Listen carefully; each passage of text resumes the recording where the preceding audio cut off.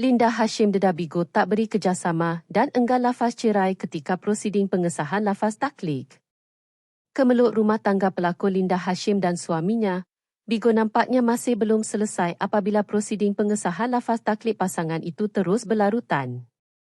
Memetik laporan media, Linda mendedahkan Bigo masih enggan melafazkan cerai terhadapnya ketika hadir ke Mahkamah Rendah Syariah Wilayah Persekutuan hari ini.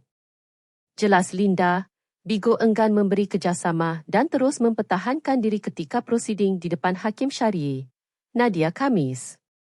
Namun, dia tetap tak nak beri kerjasama. Dia enggan lafaz juga dan terus nak pertahan diri untuk proses seterusnya lah. Jadi, tidak mengapa dan tunggu saja. Dia tidak beritahu sebarang sebab tetapi memang cakap tak mahu lafaz hari ini dan mahu teruskan kes serta panjangkan lagi perbicaraan kes kami. Bigo yang diwakili Peguam Syariah, Muhammad Akmal Amzan berkata, kehadirannya ke mahkamah adalah sebagai tanda menghormati Undang-Undang Syariah. PSSTTT. Bila isu rumah tangga sudah masuk ke mahkamah, pastinya bukan mudah untuk kedua-dua pihak melalui proses yang panjang dan penuh emosi.